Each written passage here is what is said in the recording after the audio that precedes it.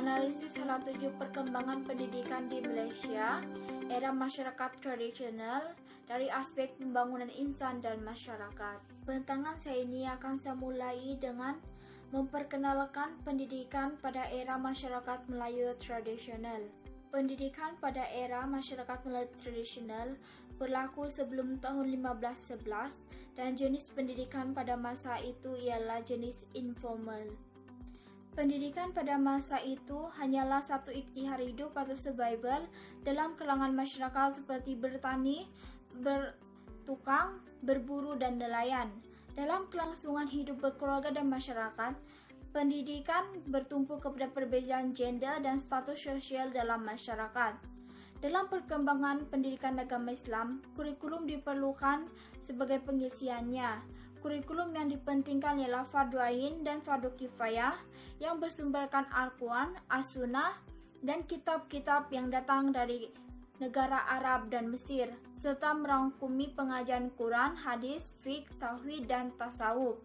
Pengajarnya pula terdiri daripada para saudagar, pedagang, dan pendakwa Islam. Seterusnya, ciri-ciri pendidikan pada era masyarakat Melayu tradisional. Antara ciri-ciri tersebut ialah tujuan pendidikan adalah untuk meneruskan kelangsungan hidup dan sebagai penerus warisan. Selain itu, anak lelaki dididik menjadi ketua rumah tangga, manakala anak perempuan dididik menjadi suri rumah. Seterusnya, pengekalan status quo dalam masyarakat, yaitu raja berada di kedudukan paling tinggi, pembesar berada di tengah, dan rakyat berada di bawah.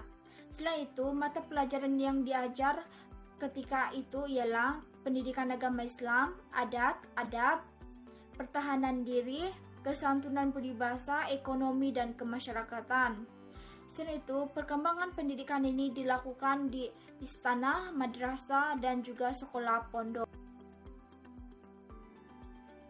Seterusnya kita beralih kepada hala 7 pendidikan pada era masyarakat Melayu tradisional. Terdapat 6 hala 7 pendidikan era masyarakat Melayu tradisional. Yang pertama ialah adat, adab, dan warisan. Peranan yang memainkan hala 7 yang pertama ini ialah ibu bapa, ahli keluarga, dan masyarakat. Pengisian dalam hala 7 yang pertama ini ialah akhlak, yaitu etika, budi bahasa, dan adab sopan. Selain itu, keselamatan, yaitu ilmu pertahanan diri atau persilatan, serta ekonomi, yaitu ilmu pertukangan dan ukiran, pertanian, perniagaan, pelayaran, penangkapan ikan, dan perburuan. Dan tempat atau institusi untuk menjalankan hala 7 yang pertama ini ialah rumah, madrasah, istana, dan juga masjid. Kedua ialah agama Islam. Individu yang memainkan peranan dalam hala 7 yang kedua ini adalah ibu bapa, tuan guru, dan juga tokoh agama yang merupakan para saudagar, pedagang, dan pendakwa Islam yang datang dari Timur Tengah yang bergelar Syekh atau Maulana. Isian dalam hala 7 yang kedua ini ialah kurikulum yang dipentingkan ialah aspek fardu ain dan fardu kifayah yang bersumberkan Al-Quran dan Al-Hadis serta kitab-kitab suci yang diterima dari tanah Arab dan Mesir. Perkara-perkara yang dipelajari ialah pengajian Al-Quran, hadis, fiqh, tauhid, tasawuf, bahasa Arab, dan tulisan Jawi. Pengajarnya pula terdiri daripada para saudagar, pedagang, dan pendakwa Islam yang datang dari Timur Tengah. Pengisian yang seterusnya ialah akhlak, yaitu akhlak Muslim. Institusi atau tempat untuk menjalankan hala 7 yang kedua ini ialah di istana, rumah pembesar, madrasah, masjid, dan juga pondok. Manakala masa untuk menjalankan hala 7 yang kedua ini ialah pembelajaran agama Islam dijalankan pada waktu petang dan malam.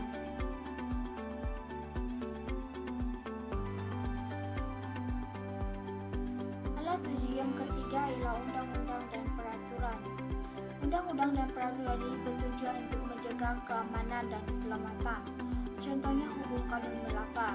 Hukum Kanun Melaka ini bermula dengan kemunculan Melaka yang mana menjadikan adat Melayu sebagai asas hukum. Hukum Kanun Melaka ini mengenai moraliti dan keadilan, menghormati tradisi dan struktur sistem kekeluargaan. Hukum Kanun Melaka juga mengandungi unsur Melayu kerana mempunyai hukum adat dan juga hukum Islam. Selain itu, hukum Kanun Melaka juga mencakupi 44 pasal yang berkaitan dengan persoalan adat. Seterusnya, Undang-Undang Laut. Undang-Undang Laut ini menjelaskan tugas nakoda yang diberi kuasa seperti seorang raja, itu raja di laut. Dan Undang-Undang Laut ini hanya dilaksanakan di atas kapal dan di laut sahaja. Hal 7 yang keempat ialah patriotisme. Patriotisme ini bertujuan untuk melahirkan rakyat yang setia dan mendaulatkan raja. Dengan adanya patriotisme ini, seseorang raja itu akan dapat meluaskan empayar kerajaannya. Selain itu, mempertahankan raja dan tanah air. Dengan adanya patriotisme yang kuat juga akan dapat membentuk sebuah negeri yang stabil dan aman. Dan yang terakhir, dapat mengawal keselamatan raja, pembesar, dan rakyat. Hal 7 yang kelima ialah komunikasi. Hal 7 ini bertujuan untuk mengangkat bahasa Melayu sebagai bahasa lingua franca. Bahasa Melayu yang menjadi bahasa lingua franca akan menjadikan bahasa Melayu digunakan dalam urusan pentadbiran, hubungan diplomatik, dan perdagangan.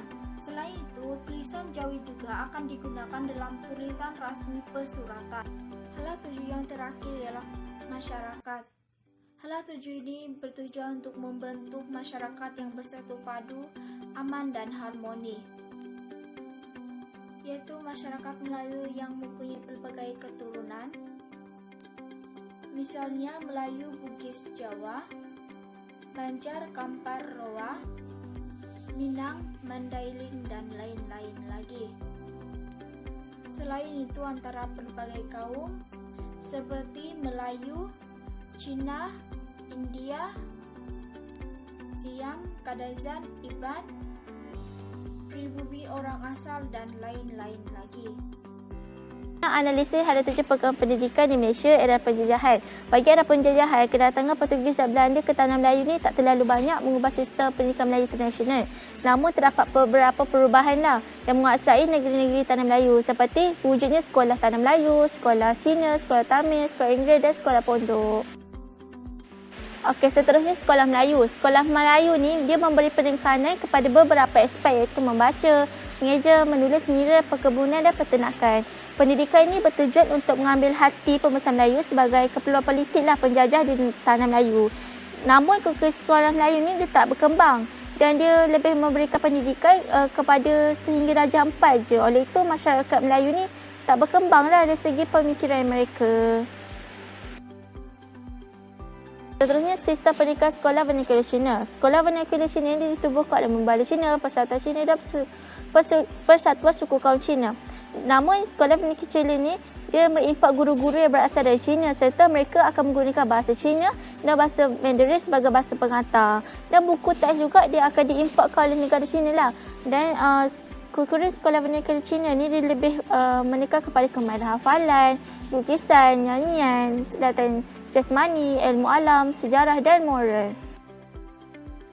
Okey, seterusnya adalah sekolah Tamil. Sekolah Tamil ni dia menggunakan bahasa Tamil lah sebagai bahasa pengantar dan guru dan buku teks juga dia akan diimport oleh India. Hala 7 sistem pendidikan Tamil ni mengalami perubahan di mana kod buruh ni telah diperkenalkan. Antara intipati kod buruh adalah setiap ladang ni wajib menubuhkan sekolah Tamil sekiranya terdapat lebih 10 orang kanak-kanak India dalam lingkungan umur 7 hingga 10 tahun bagi membasmi masalah buta huruf. Sekali adalah sekolah Inggeris. Sekolah Inggeris ni bertujuan untuk mengembangkan agama Kristian dan menyebarkan ideologi barat. Kurikulum sekolah Inggeris ni lebih menekankan kepada perkembangan akademik berbanding kurikulum. Hala tuju pendidikan Inggeris pula pada zaman ni adalah untuk melatih pekerja seperti kerani dan tuju teknik yang bekerja sebagai tenaga kerajaan. Oleh itu, sistem pendidikan zaman penjajahan Inggeris ni dia bersifat bebas yang menyebabkan berlakunya jurang antara kaum tanah Melayu. Dan disebabkan berlakunya jurang dari segi penggunaan bahasa pengantar, sukatan pelajaran, kurikulum dan tujuan pendidikan, perpaduan kaum tanah Melayu ni sukar untuk dibentuk dan menimbulkan konflik dalam sistem pendidikan di Malaysia ni, di tanah Melayu. Okey, laporan Barnes 1951 ni dia memberi keutamaan kepada bahasa Melayu berbanding bahasa Inggeris yang mampu membentuk identiti Melayu. Oleh itu, kaki tangan guru ni dia akan dipilih berdasarkan pencapaian kelulusan yang sesuai dan mereka akan terdiri pada semua bangsa persekutuan tanah Melayu. Dan rakyat ni dalam laporan Barnes ni, rakyat akan diberikan pendidikan percuma selama 6 tahun dan institusi pendidikan akan menggunakan bahasa Melayu serta bahasa Inggeris sebagai bahasa pengantar. Di samping itu, dalam laporan Barnes juga, sekolah vernacular ni dia tidak diiktiraf dan namun dia diganti dengan satu sekolah jenis sama, iaitu sekolah nasional. Namun laporan ini telah ditentang oleh masyarakat Cina kerana mereka bimbang sekolah Cina akan dibasuhkan. Oleh disebabkan itu, laporan Fan Wu pada 1951 ni telah diperkenalkan. Laporan Fan Wu ni dia mengkaji semula keberkesanan laporan Barnes untuk memenuhi kehendak masyarakat Cina ya, bahawa laporan Barnes ni dia akan menghapuskan bahasa Cina. Dan disebabkan itu dia akan mengelakkan perpaduan di tanah Melayu dan perpaduan tanah Melayu dia akan terjejas. Oleh disebabkan itu, laporan Fan Wu ni dia penting kepada keperluan orang Cina, iaitu dengan membuat tinjauan ke atas semua institusi dan sistem pendidikan Cina. Oleh itu, satu sekolah kebangsaan yang bercirikan semua kaum telah ditubuhkan di tanah Melayu. Contohnya seperti Sekolah Vernacular Cina Melayu, India akan diberikan peluang untuk beroperasi. Seterusnya adalah Ordinan Pelajaran 1952. Ordinan Pelajaran 1952 ni perkenalkan untuk menyatukan kedua-dua laporan dan dijadikan kepada Ordinan Pelajaran 1952. Dalam ni terdapat dua jenis aliran persekolahan, iaitu sekolah menggunakan bahasa Melayu dan bahasa Inggeris. Bahasa Cina dan Tamil juga akan diajar sebagai bahasa ketiga jika terdapat permintaan pada ibu bapa, dengan syarat terdapat 15 orang pelajar dalam kelas. Namun sekolah Cina dan Tamil ni tak diiktiraflah sebagai satu jawatan pelajaran kebangsaan. Oleh itu, satu jawatan kuasa telah dilantik. Dan objektif satu jawatan kuasa ni ada 3, iaitu penggunaan 2 bahasa secara beransur-ansur di sekolah vernacular Melayu dan 3 bahasa akan digunakan di sekolah Cina dan Tamil agar sekolah Cina dan Tamil ni boleh terima sistem pendidikan. Seterusnya, jumlah kemasukan murid akan dihadkan.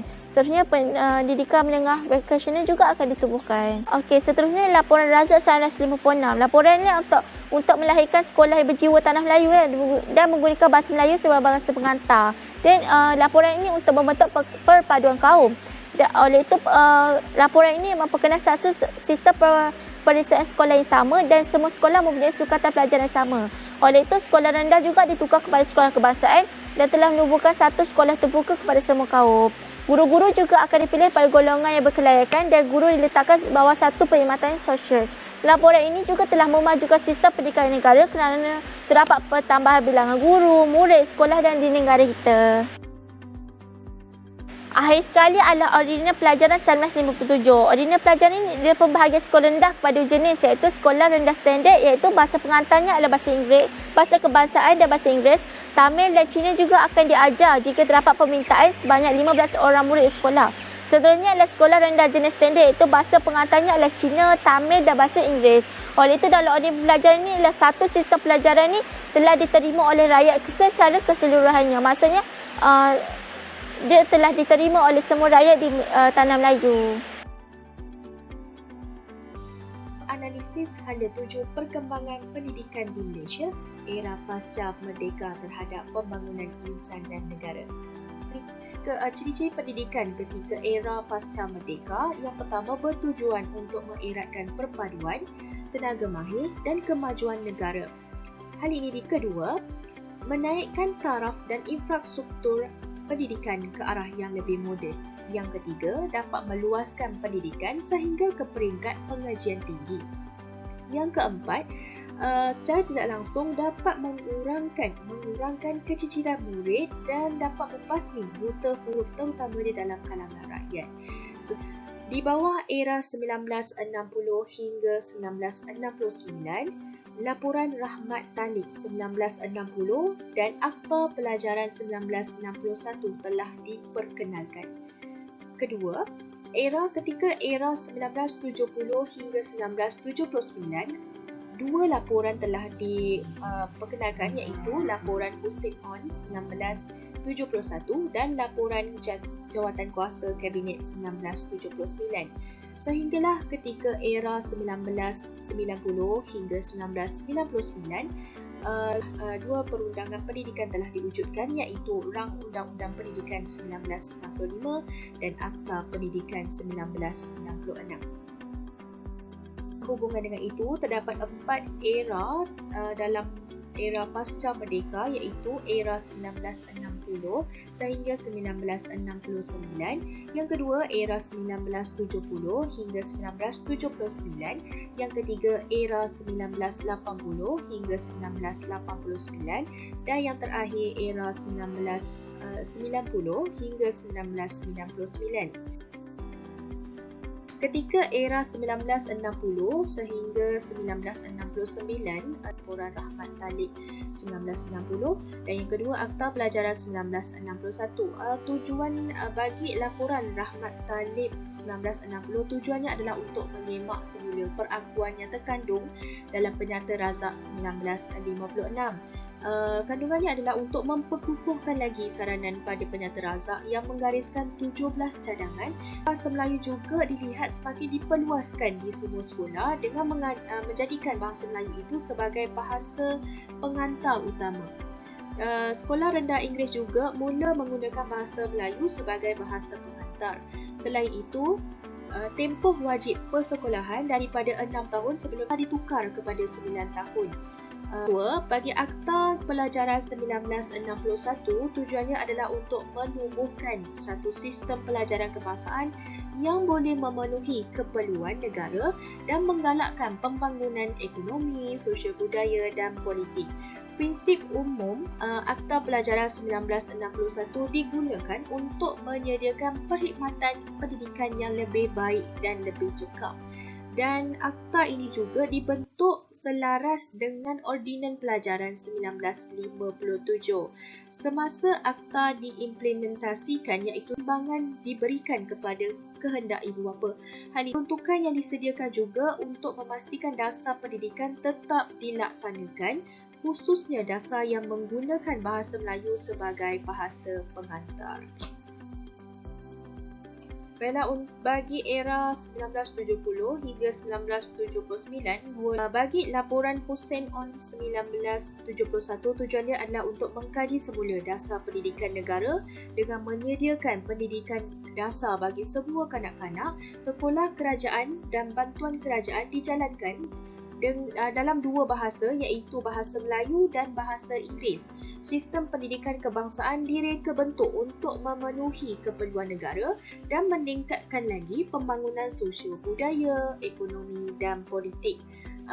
Bahasa Melayu juga menggantikan bahasa Inggeris secara berperingkat, tetapi kedudukan bahasa Inggeris sebagai bahasa antarabangsa masih lagi dipelihara untuk meningkatkan lagi pembangunan negara. Seterusnya, bagi laporan Jawatan Kuasa Kabinet 1979, tujuannya adalah untuk memastikan perpaduan kaum terbentuk di samping membina masyarakat yang maju dari segi politik, sosial dan ekonomi untuk membangunkan bangsa dan juga negara. Bagi laporan ini, 6 ciri telah ditekankan, iaitu yang pertama, pendidikan asas 3M, iaitu membaca, menulis dan mengira diberikan kepada seluruh rakyat. Yang kedua, penegasan kepada pendidikan kerohanian dan unsur-unsur disiplin seperti mata pelajaran agama Islam dan moral. Yang ketiga, kurikulum kebangsaan telah diperkenalkan. Yang keempat, persekolahan daripada 9 tahun telah dipanjangkan ke 11 tahun. Seterusnya, pembangunan sekolah teknik dan vokasional juga diambil perhatian. Yang keenam, penegasan kepada kualiti dan pengurusan pendidikan terutama. Rang Undang-Undang Pendidikan 1995 tujuannya adalah untuk mengadakan satu undang-undang pendidikan yang baru, menyeluruh, lengkap dan kemaskini bagi menggantikan Akta Akta Pelajaran 1961, Undang-Undang Pendidikan ini, kurikulum bersepadu telah diperkenalkan, iaitu terdapat dua jenis kurikulum bersepadu, iaitu satu, kurikulum bersepadu sekolah rendah KBSR, yang kedua, kurikulum bersepadu sekolah menengah KBSM. Bagi KBSR, menekankan konsep 3M iaitu membaca, menulis dan mengira. Manakala bagi KBSM, menekankan konsep bersepadu, seimbang dan menyeluruh. Falsafah pendidikan kebangsaan telah diwartakan untuk menggantikan falsafah pendidikan negara. Seterusnya yang kedua iaitu Akta Pendidikan 1996 bertujuan untuk memantapkan lagi sistem pendidikan kebangsaan untuk generasi yang akan datang sejajar dengan kehendak dan cita-cita negara untuk menjadikan Malaysia sebagai pusat kecemerlangan pendidikan yang bermutu tinggi dan bertaraf dunia. Falsafah pendidikan kebangsaan juga dijadikan landasan bagi menggubal Akta Pendidikan 1996 ini. Sistem pendidikan kebangsaan meliputi semua peringkat persekolahan iaitu daripada peringkat prasekolah sehingga ke peringkat pengajian tinggi. Semula bahasa kebangsaan diperkukuhkan lagi kedudukannya sebagai bahasa pengantar utama dan dijadikannya kurikulum kebangsaan untuk semua jenis dan kategori sekolah selaras dengan kehendak negara. Seterusnya, peperiksaan yang seragam juga diberikan kepada semua murid dan pendidikan Islam juga diperluaskan kepada murid-murid Islam terutamanya di setiap kategori sekolah. Termasuk seterusnya, pendidikan prasekolah juga diperluaskan dengan pendidikan teknik juga dipertingkatkan di sekolah menengah teknik dan politeknik. Guru juga diperkukuhkan dengan adanya peruntukan yang seterusnya bagi pendidikan swasta pula diperkembangkan lagi secara sistematik dengan pendidikan khas juga diberikan perhatian dan diadakan peruntukan khas untuk institusi tersebut. Manakala dari segi status quo masih dikekalkan. Setakat itu daripada saya dan saya serahkan kembali kepada pembentang yang seterusnya. Terima kasih. Analisis hala tuju perkembangan pendidikan di Malaysia, era kini dan era masa depan terhadap pembangunan insan dan juga negara. Okey, saya teruskan. Seperti yang kita ketahui, perkembangan pendidikan ini semakin berkembang dari masa ke semasa sejajar dengan perkembangan dunia yang semakin membangun dari semasa ke semasa.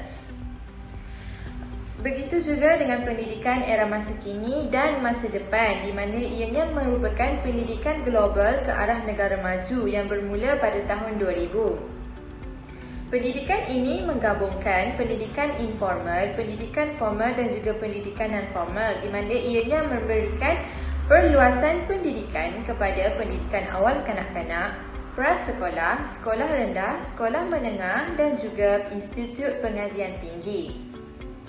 Pendidikan era masa kini dan masa depan memperkukuhkan lagi bahasa kebangsaan iaitu bahasa Melayu dan mengukuhkan bahasa kedua iaitu bahasa Inggeris.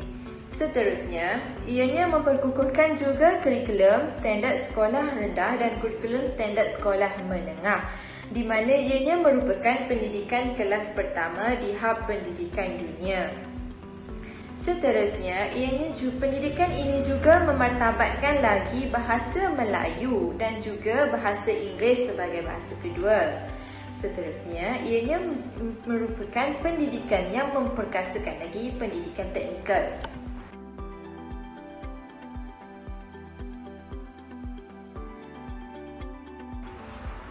Okey, baiklah, saya akan masuk kepada analisis hala tuju perkembangan pendidikan era semasa dan masa depan terhadap pembangunan insan. Seperti yang kita ketahui, pembangunan insan ini sangat penting terutamanya untuk membentuk insan yang lebih berguna kepada negara dan juga kepada masyarakat. Analisis hala tuju perkembangan pendidikan masa kini dan juga masa depan adalah untuk kepada pembangunan insan adalah untuk melahirkan insan yang lebih berilmu pengetahuan dan di mana ianya memberikan pendidikan yang sama rata kepada semua anak-anak di Malaysia. Jika kita lihat, pada masa dahulu, hanya orang yang berkemampuan sahaja mampu untuk ke sekolah. Namun, pada masa kini tidak lagi begitu, di mana kita dapat lihat anak-anak orang asli juga mula belajar di sekolah. Seterusnya, ianya juga untuk membangunkan insan berketerampilan dengan pembentukan sastia, di mana dengan adanya analisis hala 7 perkembangan yang semakin membangun ini, sudah tentulah ianya akan memperkasakan lagi pendidikan. Seterusnya akan memberikan ilmu pengetahuan yang lebih lagi kepada insan. Seterusnya, ini juga akan melahirkan pembangunan insan yang lebih menghargai nilai dan juga budaya. Dan selanjutnya ialah pendidikan ini merupakan pendidikan yang seimbang dari segi intelek, emosi, rohani dan juga jasmani. Okey, selain itu juga saya juga akan menerangkan tentang analisis hala 7 perkembangan pendidikan era semasa dan masa depan terhadap pembangunan negara. Di mana hala 7 perkembangan pendidikan pada masa kini dan masa depan sangat penting untuk pembangunan negara kerana ianya akan meningkatkan lagi pembangunan negara. Sebagai contohnya, jika pendidikan pada masa kini dan masa depan mampu untuk melahirkan lebih ramai insan yang berilmu pengetahuan, sudah tentulah ianya juga akan mendorong kepada pembangunan negara secara tidak langsung dari segi ekonomi maupun dari segi industri. Seterusnya, ianya juga akan melonjakkan lagi pencapaian negara jika negara kita dapat melahirkan lebih ramai insan yang bijaksana. Seterusnya, ia juga akan membentuk perpaduan negara di mana apabila seseorang itu mempunyai ilmu pengetahuan, sudah tentulah ianya akan mempunyai pengetahuan yang lebih lagi tentang kepentingan untuk membentuk perpaduan antara kaum, kerana Malaysia ini merupakan sebuah negara yang di mana terdapat berbagai kaum dan juga etnik yang tinggal di negara ini.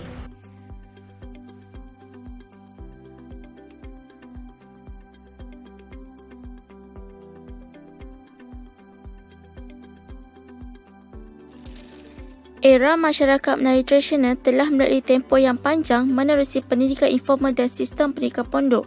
Pendidikan di tanah Melayu juga semakin berkembang sejak era penjajahan Inggeris. Pendidikan juga bersifat menyeluruh di mana ianya membina kepada perpaduan dan sumber tenaga Malaysia. Oleh itu, pada masa kini, pendidikan Malaysia juga menjadi rujukan kepada negara lain dan sistem pendidikan Malaysia semakin maju dan stabil.